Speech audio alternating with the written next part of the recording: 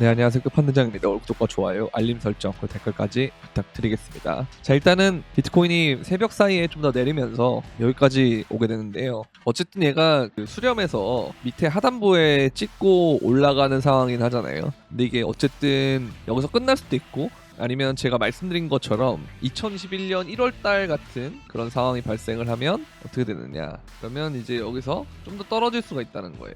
여기를 찍고 반등했다가 떨어지는 그런 형태가 되는데, 여기도 그때 당시에도 이게 이렇게 수렴인 줄 알았지만 떨어지고 난 다음에 수건 짜기를 끝내고 알트장이 막 왔단 말이죠. 그렇게 보면은 만약에 이번에도 여기서 조금 더 떨어진다, 그래서 좀 더 떨어진다 라고 하면 이 파란색 선 62,000이나 그 밑으로 또 떨어지면 58,000 이런 데까지 떨어질 수가 있겠죠. 그래서 이거는 조금 더 우리가 지켜봐야 될 상황이기도 하고, 그렇기 때문에 우리가 현금 30%를 갖고 있다 라고 제가 말씀드렸잖아요. 30%는 반드시 갖고 있어야 된다 말씀드렸는데, 이 30%를 정말 내가 이번에 매수 못해서 올라가면 너무 후회할 것 같다 그러면 여기서 한 5% 정도 쓰면 되는 거고요. 그죠? 그게 아니면은 요 밑에서 기다리면 돼요. 근데 여기서 안 오고 올라가면 어떻게 되나요? 이렇게 말씀하시잖아요. 어차피 우리는 70% 들고 있는 겁니다, 코인을. 그래서 상관이 없다는 거예요. 이렇게 대응하는 게 가장 좋아 보이고요. 그 다음에 업비트도 보면은 폴리메시나 이런 애들은 반등이 좋잖아요. 그러니까 요런 거 반등 보면서 여러분들이 뭘 보면 되냐면, RWA 애들이 좀 괜찮구나, 그리고 비트코인 캐시도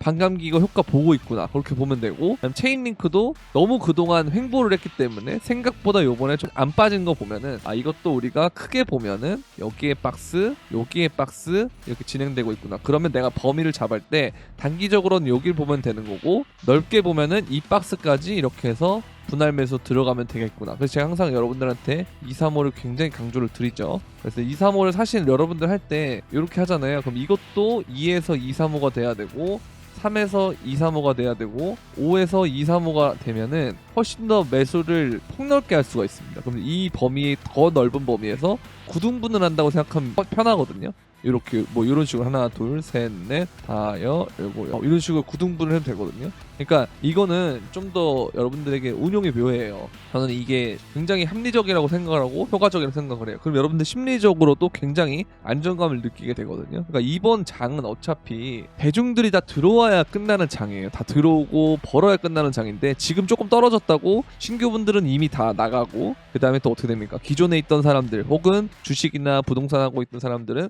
아유 코인 드디어 고점 나왔네 이렇게 하면서 계속 있단 말이죠. 여러분들이 기억상 더듬어 보면은 결국 이들이 어디서 다시 들어왔다? 상승장 알트장이 빡 오면은 다시 빡 들어옵니다. 자, 실제로 구글 트렌드를 보더라도요, 보면은 최근에 올라갔다가 여기 꺾이는 모습 보이시죠? 여기 꺾이는 모습 보이죠? 이거를 이제 우리가 조금 더 확대를 해볼게요. 이걸 지난 5년 정도로 바꿔놓으면 여기 딱 보여요. 보세요. 올라갔다가 급등했다가 꺾이는 구간이 있죠. 이게 언제냐? 2021년 1월 3일이라는 거예요. 근데 제일 높았을 때가 언제냐? 보면은 4월 18일에서 24일이라는 거죠. 자, 근데 신기하게도 4월 18일에서 24일을 한번 검색을 해보면 14일부터 18일 그리고 4월 24일, 자, 요때가 여러분들 비트코인이 가장 관심도가 높을 때예요. 근데 지나고 보면 이게 거의 고점에 준하는 가격대죠. 그리고 1월 달은 언제냐? 요때입니다. 요때도 비트코인이 고점에 30% 빠졌거든요. 근데 지나고 보면 이때 알트들은 비트보다 조금 더 잘 버티면서 그냥 올라갈 때 본격적으로 알트장이 오는 이제 그런 장세가 됐단 말이에요. 그러니까 지금 여기도 사실 이 지점을 뭐 깨든 뭐 여기를 깨든 의미가 없다는 거예요. 왜? 구글 트렌드 보면 아직까지 확 꺾어졌단 말이에요. 심리가, 개미들이 정확하게 지금 상황이 일치하고 있습니다. 그러면 다시 이런 구간이 남아있겠죠. 여러분들이 들어올 때는 이때였단 말이에요. 언제? 2021년 2월 이후부터. 왜? 1월 달에는 잠깐 반짝했다가 조정왔거든요. 그때도 신고점 뚫고 랠리하다가 한 달 정도 조정했거든요. 그래서 그때 동안 사람들이 관심을 끊고 있다가 그 이후에 조정이 끝나고 갑자기 알트들이 올랐단 말이에요. 이걸 못 잡아요, 처음에는. 아유, 또 그러다 말겠지 하다가 이렇게 올라가니까 이제 관심도가 폭발하는 거예요. 그러면서 에라 모르겠다고 또 들어오는 거예요. 그러면서 마지막에 어떻게 했습니까? 주식하는 사람들, 뭐 부동산 하는 사람들 다 어떻게 왔죠? 코인으로 들어왔다는 거예요. 근데 지금이 그런 상황이냐 하면은 그건 아니다라는 거예요. 그래서 요걸 보게 되면, 이런 걸 보게 되면 비트코인이라고도 또 해볼게요. 비트라고 돼 있어서 또 다른 거 아니냐 하시겠지만 똑같습니다. 전혀 다른 게 없어요. 그래서 요런 것들이 앞으로 진행될 가능성이 높다. 그런 관점에서 우리가 차트를 비교를 해보니까 어땠다? 아직 고점은 나오지 않았을 가능성이 높다. 그렇게 보면 되겠습니다. 그리고 SOPR을 봤을 때도 이게 1 밑으로 내려가면은 좋은 기회였는데 지금도 이렇게 내려가고 있다라는 거죠. 이런 식으로 좋은 기회였다 라고 보시면 됩니다. 그래서 지금 우리는 기회를 잡으면 되는데, 다만 이게 조금 더 떨어질 가능성을 염두에 둬야 되기 때문에 내가 현금이 30% 있다면 여기를 못 잡으면 나는 죽을 것 같아 하면은 5% 쓰는 거고, 그게 아니면 이런 구간에 내가 현금을 쓰겠다라는 마인드로 기다리면 된다는 겁니다. 전혀 문제될 거 없죠. 이러려고 제가 30% 남겨둔 거예요. 30%는 꼭 매수를 하지 않아도 제가 여러분들한테 말씀드린 것처럼 심리적으로 굉장히 안정감을 줘요. 근데 상승장에는 이런 게 정말 중요하거든요. 왜냐하면 차트라는 게, 물론 이게 제가 차트를 아예 부정했으면 맨날 차트 켜놓고 여러분들한테 유튜브로 영상으로 찍을 때마다 보여드리진 않았을 거 아닙니까? 근데 차트가 어느 정도 안 맞을 때가 있어요. 그게 뭐냐, 하락장 때, 완전히 하락장 때는 거의 안 맞고, 그 다음에 상승장 때도 거의 안 맞아요. 뭔 말이냐, 그러니까 고점 저점을 변동성을 코인이 줄 때는 그 지지선과 저항선을 쉽게 잡을 수가 없다는 거예요. 그렇기 때문에 이 부분을 우리가 좀 생각을 해보면 훨씬 더 이 부분이 좀 더 명확하게, 그러니까 왜 이렇게 해야 되는가에 대해서 좀 명확하게 되지 않겠느냐라는 생각이 들고, 그리고 주봉에서도 보면은 이 수렴도 수렴이지만 주봉의 7MA 지지선을 일단은 좀 닿은 모습이다, 그렇게 보면 되겠고, 여기서 얘가 이탈을 하면서 밑으로 내려가더라도 금방 이렇게 올려줬던 모습을 보였기 때문에 이 7에서 밑으로 빠졌을 때 이 괴리가 발생을 할 때는 이 괴리율 기간 동안에는 좋은 매수 기회였으나, 보시면 알겠지만 이렇게 8, 9%가 더 떨어질 수가 있기 때문에 갭을 한번 보면요, 이렇게 이제 갭을 보면 뭐 10%, 11% 이렇게 될 수도 있거든요. 그래서 우리가 여기서 만약에 시작해서 뭐 11% 빠졌다라고 하면 이렇게 해서 58,000 이런 데까지 나와요. 딱 이런 자리가 나오거든요. 그래서 요게 될 수도 있으니까 조금 조심하자, 이게 저의 결론입니다. 왜냐면 여기에다 인생 걸었는데 갑자기 이게 내려오면은 그때 되면 여러분들이 진짜 멘탈 나가거든요. 그럼 여러분들이 정리하면 그때가 저점일 가능성이 매우 높아요. 그래서 그런 것들을 미연에 방지하기 위해서는 아무래도 좀 비중 조절이 필요할 것이다, 그렇게 보면 되겠고, 그래서 이거를 좀 관심 있게 보면 되겠고요. 자, 그 다음에 마찬가지로 지금 이러한 구간들과 굉장히 비슷하단 말이에요. 지금 신고점을 넘는 구간들과, 그 다음에 얘가 본격적으로 이렇게 올라가더라는 거죠. 그래서 얘도 이런 식으로 올라가게 되면, 언제 그랬냐는 또 올라가게 되면 되게 재밌는 그런 형태가 될 겁니다. 이렇게 보시면 되겠고, 자, 그리고 마찬가지로 지금 2020년과 되게 비슷한 구간이 되게 많아요. 이렇게 진행이 되고 있는데, 어찌됐든 간에 우리는 할 수 있는 건 지금 비트코인에 대해서 부정적인 생각 끊으세요. 지금은 왜 다들 부정적인 생각하면 오히려 여러분들은 좋아해야 됩니다. 여러분들이 정말 조심해야 될 때가 언제냐면, 누구나 다 비트코인이 올라갈 것이라고 생각할 때가 제일 안 좋은 거예요. 근데 지금은 어떻게 됩니까? 너무 많이 오르기도 했으니까 하락장 오겠네, 뭐 파멸적 하락 오겠네, 이런 생각밖에 없단 말이에요.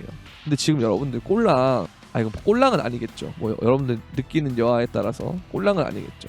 이때 있죠. 3월 중순에 17% 정도 고점에서 떨어진 거 말고는 그동안 얼마가 올랐습니까? 비트코인 여기서부터 너무 많이 올랐잖아요. 그리고 7개월 동안 오른 것만 해도 여기서부터 올랐다고 하면은 거의 195% 뭐 이렇게 올랐는데, 이거 오르고 요만큼 떨어진 게 그렇게 뭐 울 일은 아니라고 생각을 해요. 오히려 여러분들이 그동안 신규분들 들어왔을 때 최근에 너무 비싸서 못 샀다, 싸지면 사야겠다 하는데 막상 떨어지니까 못 사겠죠. 지금 사야 됩니다. 지금 그런 분들은 현금이 많으면 지금부터 분할매수 하면 돼요. 전혀 문제될 거 없어요. 어떤 코인을 분할매수 하면 되냐, 잘 버티는 애들 위주로 분할매수 하시면 됩니다. 그리고 내가 조금 더 뭔가 차익을 보고 싶다면은 잘 버티는 애들, 그 다음에 많이 부서진 애들 중에서 차트가 살아있는 애들, 얘는 이제 좀 차트가 좀 깨진 케이스고, 스페이스아이도 마찬가지고, 이런 애들은 좀 더 눌림이 필요해요. 미나 같은 경우도 좀 이렇게 빠지게 되는데, 얘는 일단 이런 식으로 보면은 아마 수렴일 거거든요. 그렇죠. 이런 애들도 좀 나쁘지 않은 것 같고, 그 다음에 뭐 앱토스 이런 애들도 좀 괜찮은데, 얘는 여기가 이제 깨지게 되면은 요 밑에나 이런 데까지 빨리 빠질 수가 있기 때문에 그런 것들은 좀 조심을 해야 됩니다. 그래서 항상 매수를 할 때 여러분들이 이번 텀에 무조건 매수하겠다가 아니고,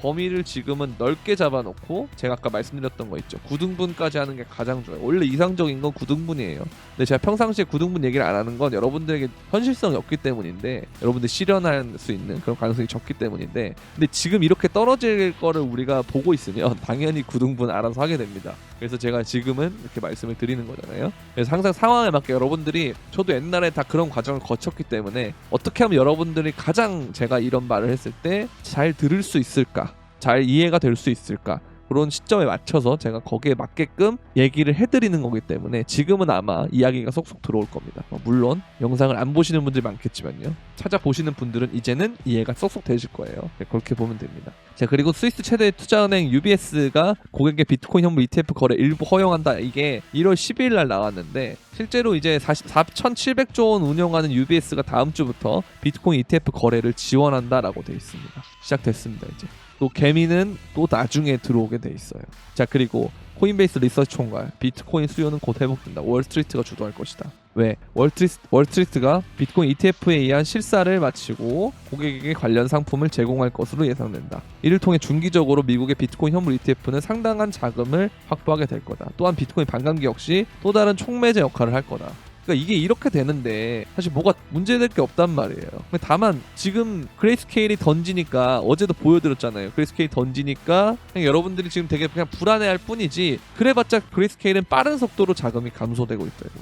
그런데 그걸 누군가는 먹고 있는데, 특히 누가 먹고 있냐? 블랙록이 먹고 있다라는 겁니다. 자, 보시면 어제도 영상에서 말씀드렸지만 처음 출발점은 63만 개 중에 거의 60만 개가 그레이스케일이었어요. 이때가 1월 13일이죠. 근데 지금 거의 3달 정도 됐잖아요. 근데 얘네가 반토막이 났습니다. 그죠? 반토막이 났고 토탈은 오히려 늘었어요. 그럼 이걸 누군가는 흡수했다는 건데, 누가 흡수했냐? 피델리티와 블랙록을 중심으로 흡수를 했다는 거죠. 근데 앞으로 이거는 더 영향력이 확대가 될 거예요. 왜냐면 블랙록은 예전에 ETF를 너무 빨리 ETF의 타이밍을 놓쳐서 주도권을 뺏긴 적이 있기 때문에 이번엔 절대 안 뺏기려고 할 겁니다. 그래서 계속 이 블랙록은 늘어날 것이고 그레이스케일은 줄어들면서 손바뀜이 일어날 것이라는 거죠. 그러면서 이거 B를 보면은 그레이스케일 B가 월등히 높잖아요. 그래서 이게 손바뀜이 자동적으로 될 수밖에 없는 구조예요. 그리고 손바뀜이 어느 정도 끝나면 그레이스케일은 이 B를 낮추면서 악재를 해소시킬 것이고요. 그리고 얘네들은 이 비트코인 대신에 알트코인의 ETF 이런 형태로 집중하게 될 것입니다. 아니 펀드를 만들던가.